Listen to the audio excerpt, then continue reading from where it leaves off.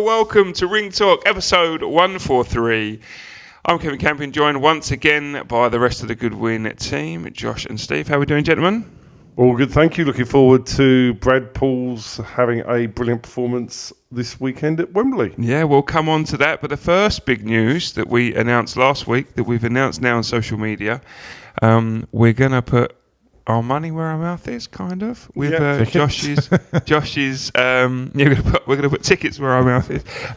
Josh's prediction league. Josh, that kicks off this week. Yes. The Goodwin Boxing prediction league. Are you confident? No, we're probably going to all look like idiots in months' time, aren't we? This is it. So if you haven't seen it before, you might have seen it on social. We're starting a predictions league. It's only a free, something for fun. But if you manage to finish above me, Steve, and Josh in the league, then you win two VIP tickets to one of our shows later in the year. And that's remember, that's free alcohol. That's free alcohol. Yeah, free alcohol in the VIP tickets. So can only teetotal people please apply? And also, if we're really bad and bottom of the league, there could be a lot of people that finish above us. So could be desperate. It could be desperate. The first fight we're doing is this weekend on the Boxer card at Wembley. We got Zach Chelly versus Anthony Sims Jr. Gentlemen, so let's make our predictions. I'm going to go first. I think Sims by points. I agree. Sims by points. Oh dear. Are you going to go Sims by points as well? Yeah. Sims by points. So here's my here we go. Here's my theory. So it says a unanimous decision. So we could be way behind people already. So what we got here is Sims, who on paper looks like a massive knockout artist, 23-1, 20 KOs. But when you actually lift the bonnet up and look at who he's knocking out, a lot of the time, he's knocking out the typical American, club fighters. Vaughan Alexander, who's good, took him the distance. I think Zach Chelly is better than Vaughan Alexander. Listen, Zach Chelly is a really, really good fighter, but he has got blemishes. He's drawn with Jack Cullen. He's been beaten by Cody Davis. Mm-hmm. And I don't think that form is good enough to beat Anthony Sims, although I do accept that Zach has, in his last two fights, has beaten two undefeated fighters in Jack Kilgannon and Jermaine Brown, who I rate highly. Yeah. But we are talking about the fact here that of possibly Zach being British title level against somebody who I think is beyond that. Mm-hmm. Now, I'd like to see Zach to win. Yeah. He's a nice lad. You see him supporting the small hall fighters. I would love to see Zach win.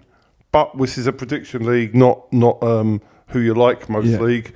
And whilst it's difficult to say, I go with Anthony Sims. And I think Zach Chelly is super tough, and I don't think that Sims has the power to stop Zach. So it's a longer-winded thing of saying the reasons why I agree with both of you, but it's worrying that we all agree. Yeah, it's not very strategic, we don't know. We maybe should have talked about it beforehand. I wouldn't be overly surprised if Chelly pulls off a points win. Home fighter, like you said, Zach is a decent fighter, and we don't know all that much about Sims. I agree with you. I just don't think he stops him. I think he just might have a little bit more in the toolbox. However, really good fight. Really good. It's one of two good fights. Yeah. There's only two good fights on the card, but there's one of two. What's the other one? Our man. Tyler Denny and Brad Our Pauls. man. So Tyler Denny defends his English title against our man Brad Pauls for the English Middleweight title. Tough ask. It's a tough fight, as any fight is for an English title. But we're backing Brad. We think he's got the power. And it's a really, really good fight, though.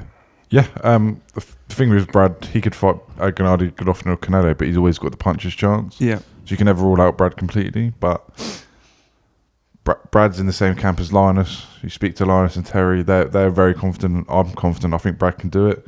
I think he's give the best fight he's ever done. But if he brings his A game and has the best fight of his career so far, I think he wins. Yeah, and Tyler Denny's a great boxer. We had him on the show as well. Obviously, when he fought Linus, obviously just beat him on points. Always a pleasure to have. But he's improved since then as well. Tyler Denny. Let's first give preps. I like Tyler Denny as a person. Yeah, he's handled himself in the preparation to the box with credit. He's a decent man, and he doesn't talk no rubbish. No. And so I want to say first props to Tyler Denny, and he's a really lovely guy, and he deserves everything that he's achieved. And I want to say that. And out of respect for Tyler, I'd also say that if we had a choice on who would fight for the English title, it wouldn't be Tyler Denny. Tyler Denny is a fighter above English level now, in my opinion. I think he's a British level. So in an ideal world, we wouldn't be fighting Tyler Denny, but you have no choice if he's the champion. Yeah. So we have to go with Tyler Denny. That said, Brad has that Tyler does have weaknesses. Now he's quite an awkward southpaw. Yep. He punches from afar. It's hard to tone down, which is going to be Brad's situation. But he is vulnerable. And he was hurt quite badly with body shots.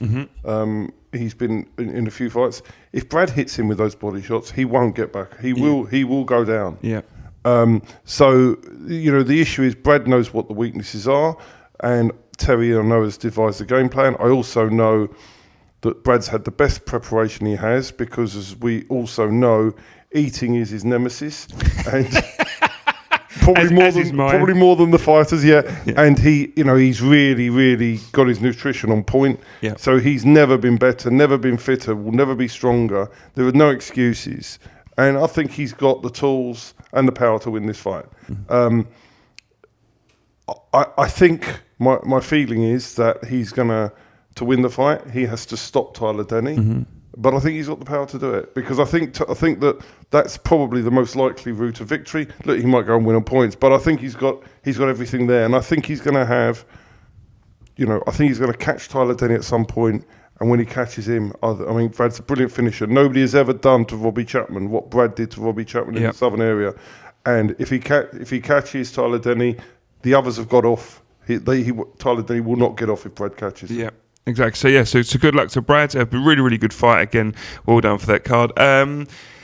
Top of the bill, Adam Azim versus Ray. Move on. It's just a showcase for Adam Azim. It's not. It's exciting for Adam Azim though, isn't he? And they're trying to build him into the next superstar. I quite like him. I like what he's doing. Absolutely. He looks hard, doesn't he? Yeah. I think it's good. I know it's a routine, supposedly a routine win for him, and I'm sure he'll. But on the other hand, they're building. They did this with Nigel Benn in the early days, and they build up Adam Azim. It was quite interesting. I spoke to somebody who's going to remain anonymous about some sparring stuff that he's watched with Adam Azim, and he says that he's handled in the gym by some very good fighters. Sure. And he doesn't look as good in the gym as he looks on fight night. He's still only his 6th or 7th fight. He's 7 fights. So it's a lot more to fight. Exactly. Yeah, he should be getting schooled. But the person who rang me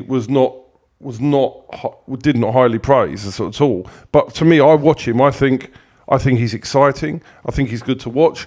But this isn't tomorrow night is not watching that for a competitive fight. You're watching that for a one-sided beatdown.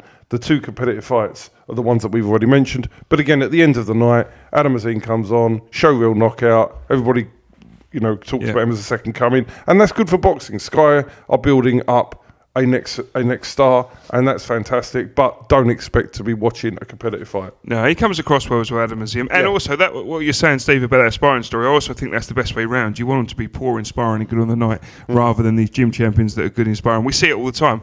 Kids that are great in the gym, but just can't do it in the ring on the fight night. So, and as Josh but that's why they're matching him like this. Sure, absolutely, yeah. But they're matching him smartly. You look at most people fighting less than before. He's not doing any worse than other people. No, exactly. No, I'm not. Exactly. They're just not topping cards, are they? Exactly. What I'm trying to say is that I don't expect to see him in a really. I think they're building him correctly. Yeah. I mean, the Ryland Charlton fight last time, he dismantled Ryland Charlton, and it was an area level fight, right? Yeah, good. But that shows he's far above area level. Yeah, I think he's great to watch. I think he's great for boxing, and I think he'll end up being a star and fantastic for boxing. All I'm saying is. It's going to be great. It's not the fights. Don't switch on for the last fight, because you're going to miss all the best fights before. Yeah, absolutely. Caroline Dubois back out. I know we've got other ones on that's more competitive. She's against a girl who's 10-7, so I'd imagine that's going to be another Dubois knockout. Yeah, again building her. She's only 5-0, so it's a very another good fight on the card is Vida O'Reilly versus Anish Tars. Would have been a better fight if it was Vida O'Reilly, Jamie Smith. It would have been. Because Jamie Smith would love that fight, but we don't get the call. No. But because Vida O'Reilly doesn't beat Jamie Smith, but he beat Ross McGuigan. But he doesn't beat Jamie Smith. No. I mean, Jamie Smith is. I mean, Ross had Ross had a brilliant opportunity, but Ross will accept he's not Jamie Smith's Sure. level. Shame it wasn't Jamie Smith, because we would have took that fight in a heartbeat. Yeah. But they're picking Anis Taj, who Anis is a game fighter. Yeah. But he's Decent level. He's decent, but he's limited. It's good matchmaking again. Absolutely. Yeah, Vidal's, clever matchmaking. Vidal's quite early on in his career. Yep.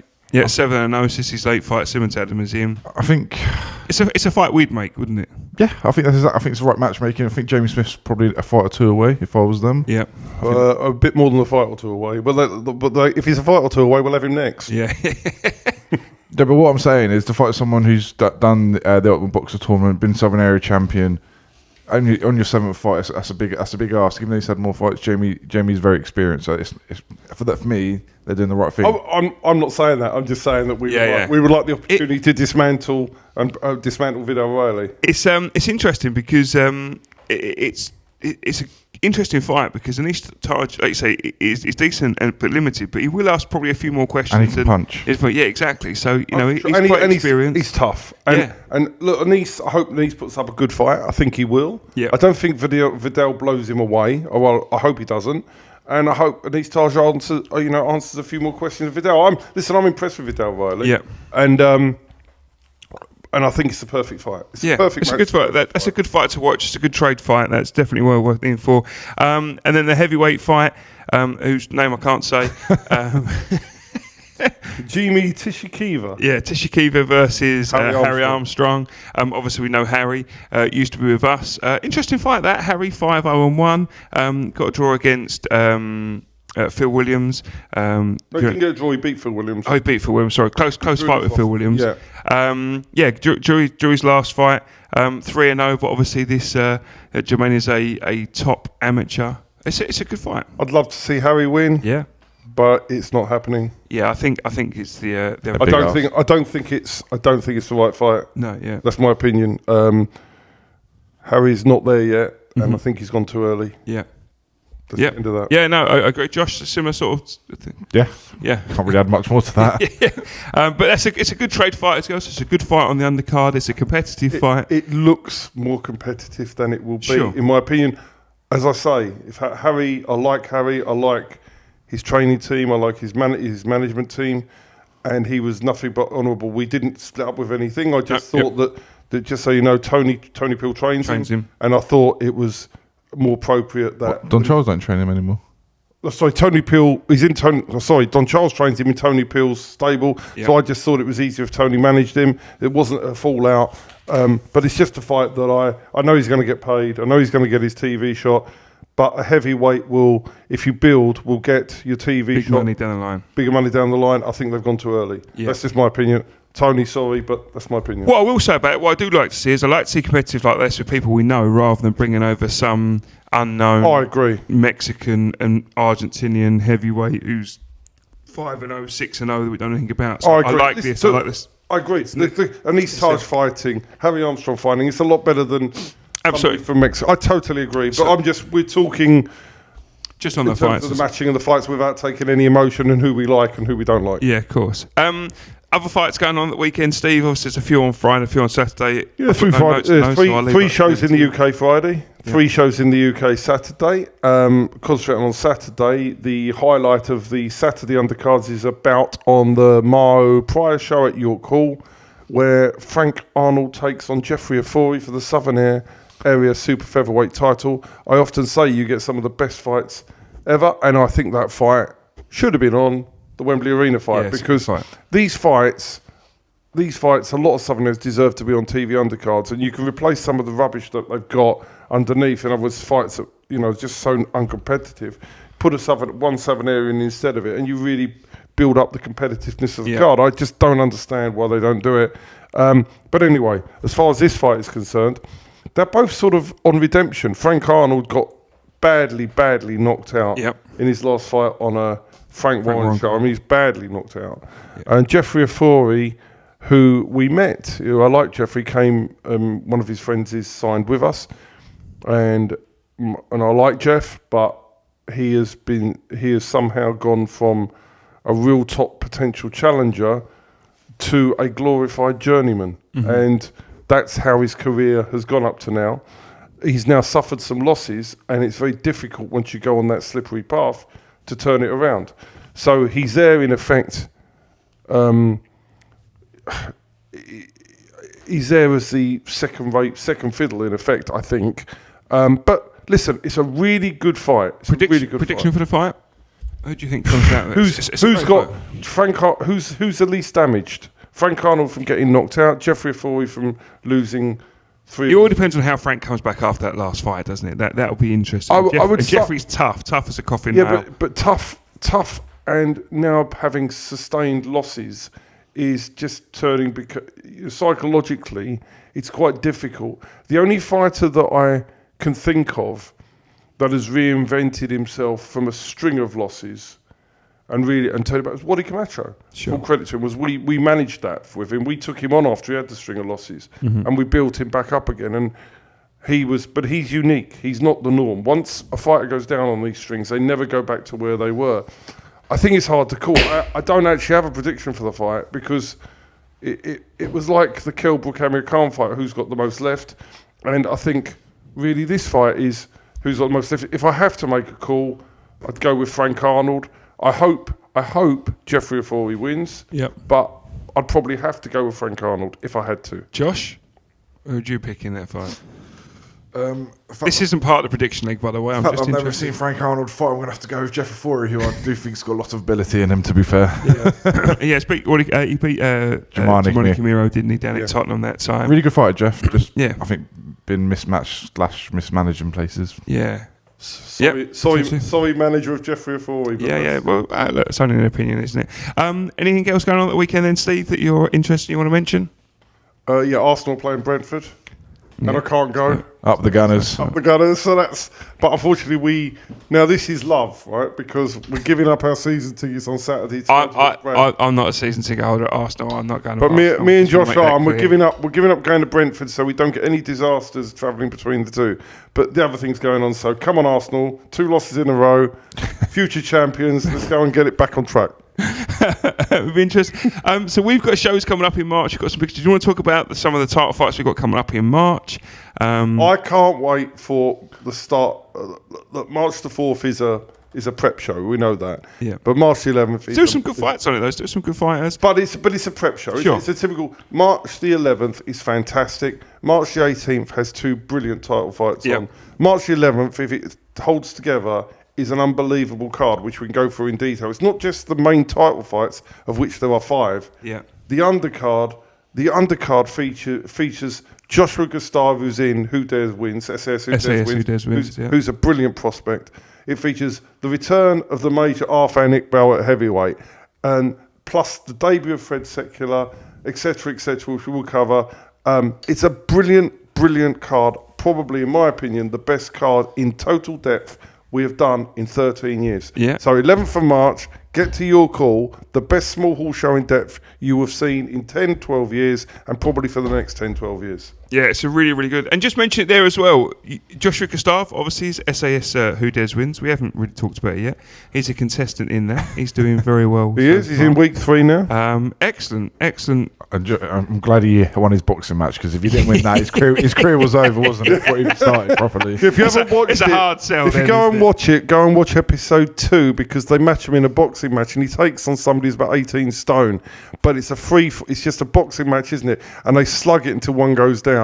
And I was watching that thinking, please don't lose. Please don't lose. It's great. It's great for him as well. So it's a great experience. It's great exposure for him. So he's on our show in March as well. So it's really good for him. So it's on Monday nights, 9 o'clock. So on Channel 4? Channel 4.